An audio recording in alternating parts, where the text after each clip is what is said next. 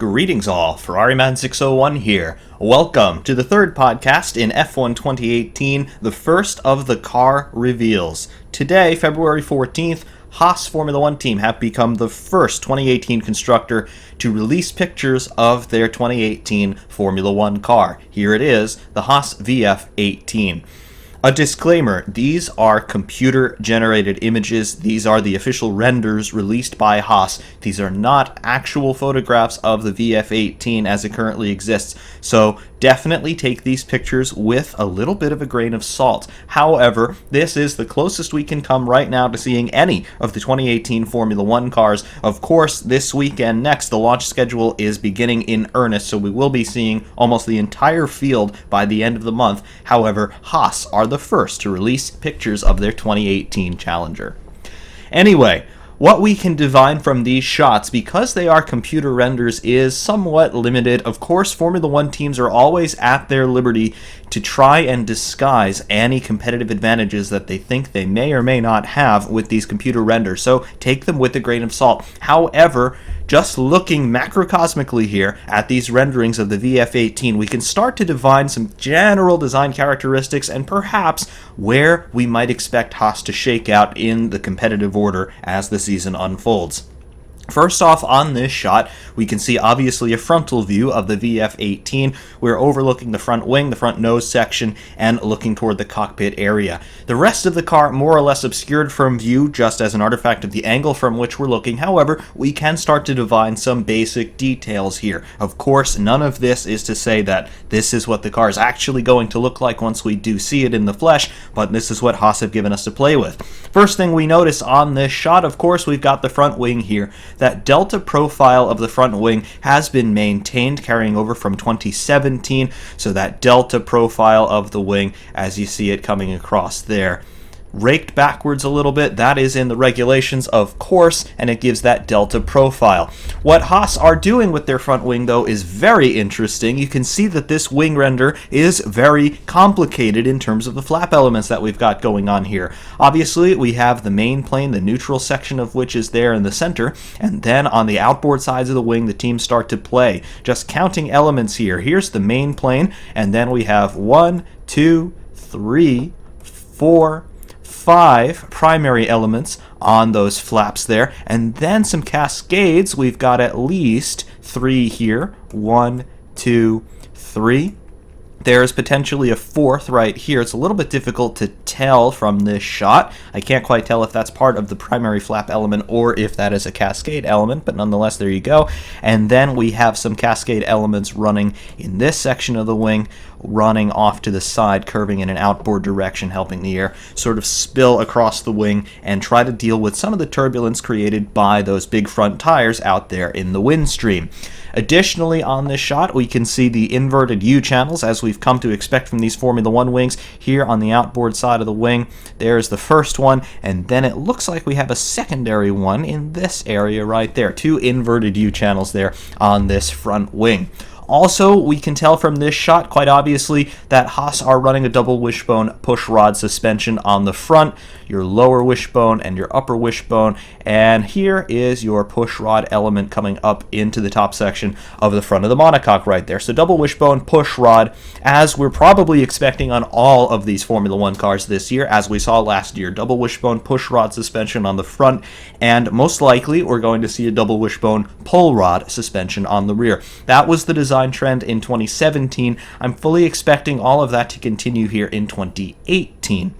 Additionally, from this shot, we can see turning vane detail here. We can see symmetrical turning vanes on both sides, the primary elements of which are right in this area on both sides of the car there. Very similar turning vane treatment to what we were seeing really from Ferrari in 2017, and there are quite a few characteristics of this car which do remind me quite significantly of the Ferrari SF70H from 2017. Of course, Haas running Ferrari engines and there has been talk on and off throughout 2016 and 2017 that Ferrari might be thinking about grooming Haas to becoming a B team of sorts. Of course, now Ferrari supplying Sauber and Sauber tying up with Alfa Romeo this year, that definitely throws a wrench into the works in terms of making Haas the primary B team of Ferrari, but certainly there is some Ferrari DNA playing with this VF-18.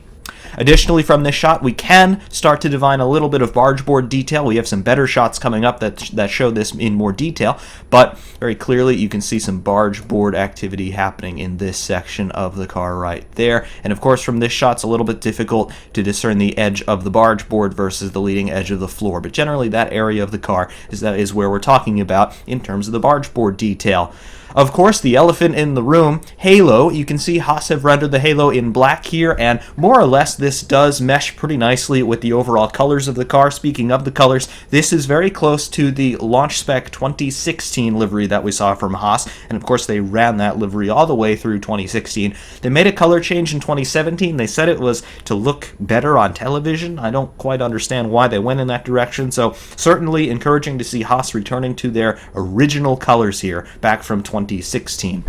Anyway, the halo rendered in black, you can see the halo up in this section coming over the cockpit opening. Halo, of course, it is a homologated standardized component for this year, and all the cars have to run it per the regulations. It's probably the most controversial, most divisive concept I have ever seen in Formula One. However, for the moment, it's here, and we've got to deal with it. Haas including the halo here on their render of the VF-18.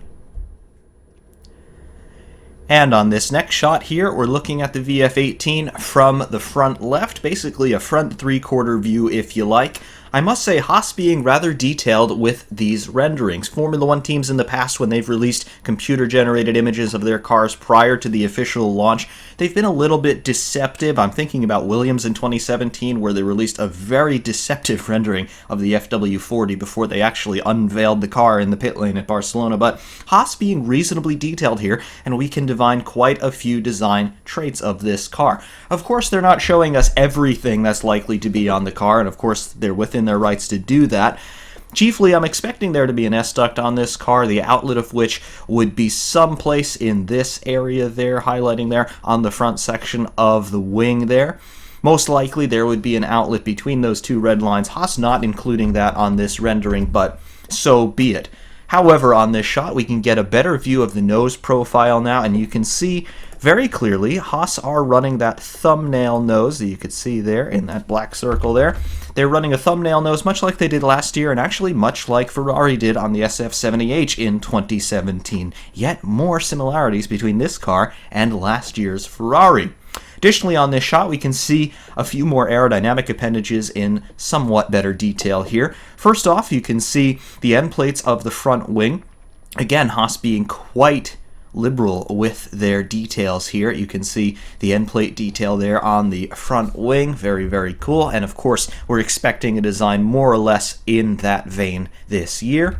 Also, we can see the turning vanes in a little bit more detail here. Haas going for a very elegant looking turning vane design here on the leading edge of the side pods. You can see the elements here, 1, 2, 3, at least 3, possibly 4. It's a little bit hard to tell from this shot, but certainly at least 3 elements there per turning vane per side on the leading edges of the side pods there. Very nice.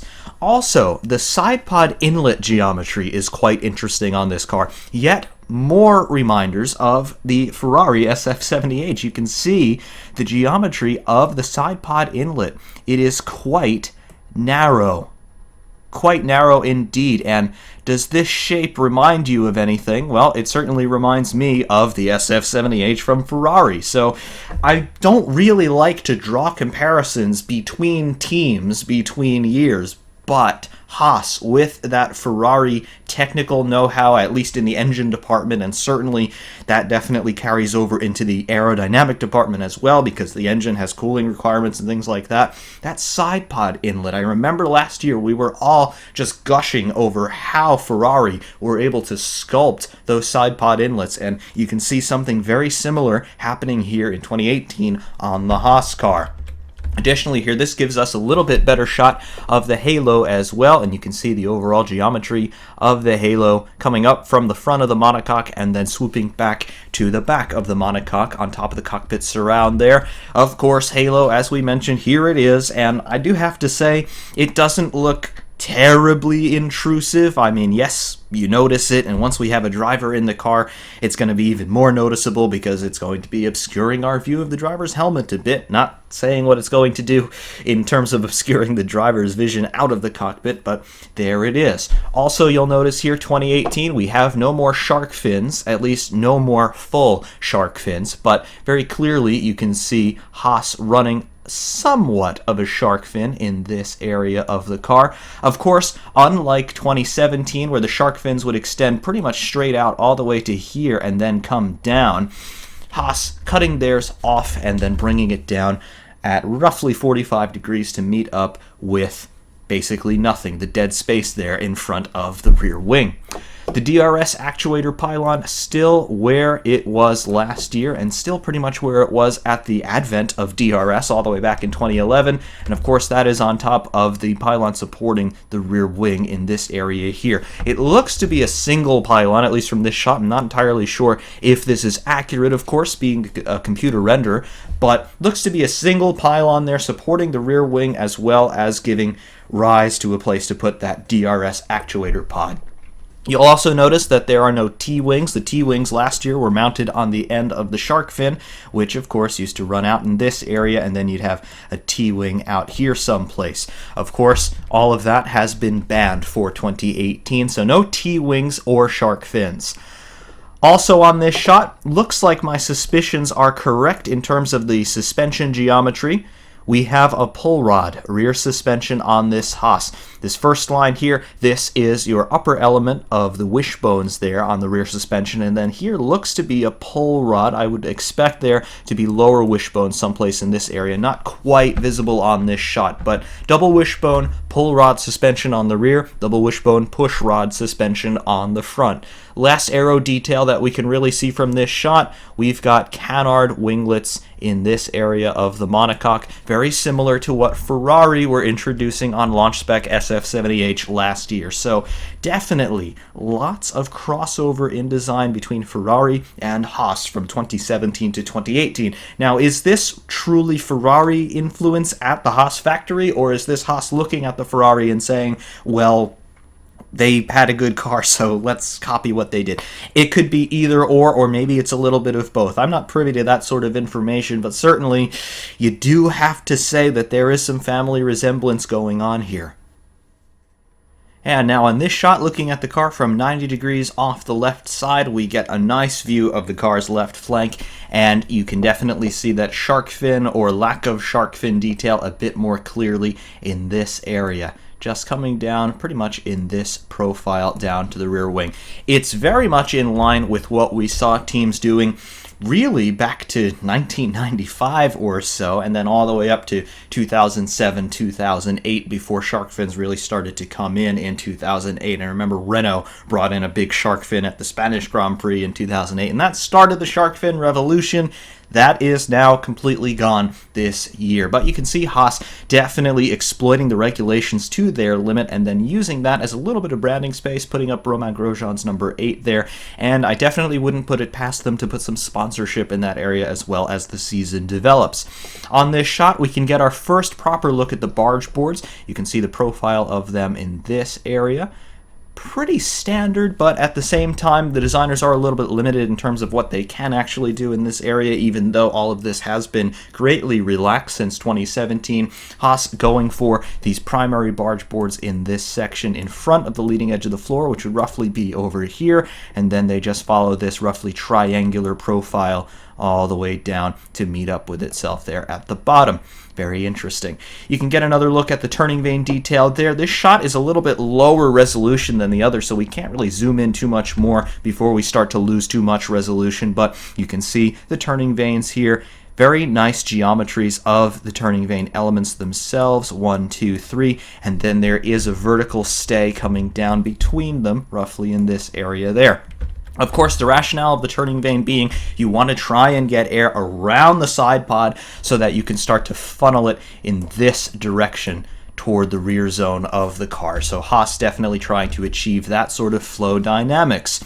Additionally, on this shot, you can see we have our FIA camera mount here on the side of the car, in addition, of course, to the T-wing camera mount that we've been seeing for years and years and years. Very cool.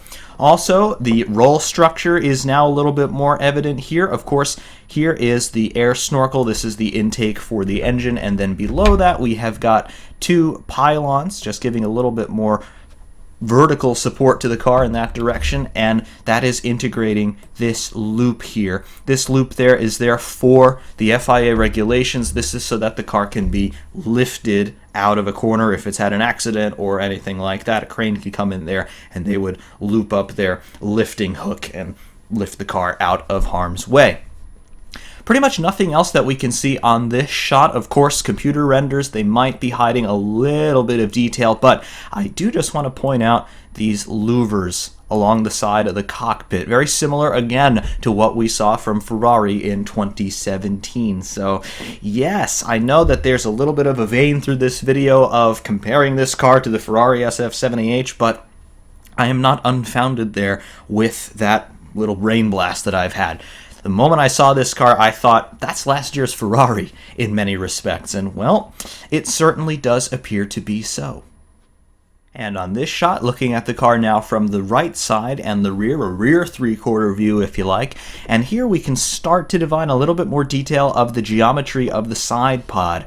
We can see the leading edge of the side pod inboard of the turning vane that we talked about earlier, and that profile of the side pod roughly follows this sort of line down to the reference plane, and then of course everything curves off to go rearward. So interesting sculpting work going on with those side pods, and again, it is quite reminiscent of last year's Ferrari. You can get a sense of the flow dynamics that they're working with, top side and low side. So first of all, you get the air coming across the car, roughly in this sort of profile toward the cockpit, and then who knows what halo is going to do, probably create a whole bunch of turbulence moving toward the air snorkel, but roughly laminar flow coming across the front center section of the monocoque. But as it comes around the front suspension, of course, they're going to try to condition that airflow as much as they can around the suspension elements, and then bringing it in two directions. One, obviously, straight in toward the side pod inlets, and then secondarily, they're going to be bringing it around through the turning vane,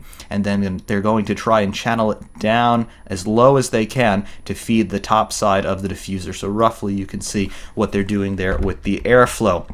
Additionally, on this shot, we can get a good view of the reference plane, and like we saw on a lot of the cars in 2017, you can see first of all, Haas running this little flick-up section on the reference plane. Again, this is probably to help convince the air to stay inboard of the reference plane and then follow that profile toward the top side of the diffuser, because if you get air spilling out in this section, basically that is downforce lost. So this little raised section of the floor in this area, probably just trying to keep the air from spilling out over the side, and of course that would create undue turbulence and maybe even some lift right in an area where they really don't need it. So still seeing that trend here in 2018. You can see the trailing edge here of the reference plane following straight and level as it should. However, as we have seen on other cars, both in 2017 and now in 2018, you can see these little gills cut into the side of the reference plane here, just inboard and just ahead of the rear tire here on the right hand side. And I assume there would be a similar treatment on the left hand side. Just these three little gills. And of course, if you look at the model of the Ferrari SF70H, where we can see that in more detail, these are enclosed holes in the floor, just trying again to persuade that airflow to stay inboard and get steered toward the upper elements of the diffuser at the back. Speaking of the back, this is our first reasonable look at the rear wing. Of course, there's no shark fin and no T-wing, but the rear wings themselves really have not changed between 2017 and now our first look at 2018. You can see the general profile of the end fences here coming down vertically, turning inboard, and then going back down vertically. Additionally, the Haas, as we saw in 2017 on all of the cars, the Haas featuring these little strakes, these little louvers cut into the edge of the leading side of those rear wing end plates. This is just to help from stalling the wing. Obviously, the flow coming off the wing roughly in this sort of direction, trying to create downforce. Of course, every action has an equal and opposite reaction, so if you get a flow going vertically, the load it's going to apply to the adjacent surface is going to be equal and opposite. So downforce being created there, and those louvers just keep the air from overwhelming the working surface of that main plane and stalling the wing, which would basically render it inoperative. So interesting detail to see there. We can't really see much of the exhaust treatment on this Haas, just barely. In this section here, you can see a wastegate outlet there. This leads me to believe that Haas are running a triple exhaust solution. So up in the upper right of this picture, we can draw a few circles. This would be our center outlet for the turbocharger, and then an outlet here for the wastegate, and then another outlet here for the wastegate as well. This is exactly the solution that Ferrari were running in 2017. Haas obviously running Ferrari engines. I would definitely expect them to be running a solution like this, and that little outlet there in this section leads me to believe that's what they're doing. But we do not have a clear shot of the exhaust yet on this Haas. And this final shot here of the VF-18 from above. Again, computer renderings, take them with a grain of salt. But as we were talking about on the previous shot, you can see these gills here cut into the leading edge of the reference plane on both sides. Definitely they are trying to persuade the airflow to go around the side pod and stay attached basically to the lateral bodywork as it starts to feed the diffuser. Also, very clearly from this shot, you can see the Coke bottle section of the rear zone of the car, the widest point of the bodywork proper, right about there, and then look at the amount of empty space that Haas has to play with as they move toward the rear section of the car, that roughly triangular profile. Absolutely critical in this era, trying to feed the rear end as much as possible with airflow so that you can maximize the effectiveness of your aero treatment on the rear with the diffuser and, of course, your suspension elements and the rear wing. So Haas has all of this empty space to play with to try and get that airflow persuaded into the rear section of the car. Very, very nice.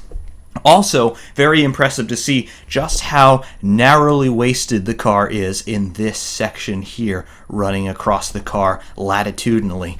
Very impressive to see the packaging that they've been able to achieve here. Obviously, Haas having run Ferrari engines in their entire time in Formula One, now it's their third season. They've certainly figured out how to get the packaging right, and they've managed to make a very narrow-waisted car in the rear section. Very good. This can only yield good things aerodynamically. Of course, that's assuming that they've got all of their cooling requirements well met, if not surpassed. Additionally, on this shot, we can get a little bit better a look now at those barge boards from above. You can see here we have got those canard wings that we talked about earlier on either side of the cockpit, but you have got a lot of action happening here in the leading edge of the barge boards here. These would be lower elements basically running next to the ground. Here are the tops of your primary barge boards, and then through here, we couldn't see this on any other shot, but you can see just how many little elements there are in this section. I'm counting 1, 2, 3, 4, 5, 6 of them on either side, and there are potentially more, but we just can't see them at this point. Haas definitely paying a lot of attention to how the flow is working as it introduces itself toward the barge board area and toward the side pod. Also, one other thing I would like to point out, it's just rendered in black here on these computer-generated images, but this section of the side pod on either side of the car, top side, you can see that there is space here for them to run a topside duct roughly in this section, like Ferrari were doing last year on their side pods, and we remarked about how complex that geometry was. Haas definitely leaving open the possibility of running a duct like that, just like Ferrari did in 2017.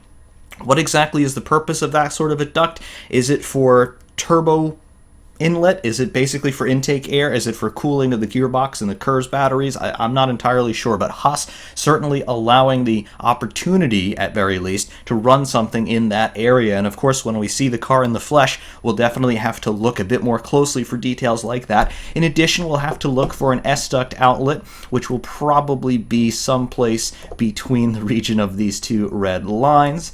Of course, Haas trying to protect themselves a little bit with these renderings. But for the most part, this Haas is definitely making me think that the team could be in line to be somewhat competitive this year. Of course, this being the first and only car that we've seen so far, we can't really talk about how does it stack up in comparison to the rest of the field. But cautiously right now, I would say that this car has a lot of ingredients that could yield some pretty good competitive advantages at this point. And of course, the Ferrari engine in the back, it's a good engine. It's not the most powerful on the grid, but the reliability is there. And certainly it is the latest 2018 spec, so it'll be pretty much the same power unit that are running in the factory cars. So we'll definitely have to watch Haas very closely this year, because I do think there is the potential for them to be quite competitive. Of course, this is a complete shot in the dark. We don't know what the other cars are going to look like yet, but certainly I do think Haas have hit the ground running here. Of course, there are also resemblances to last year's Haas, as you would expect.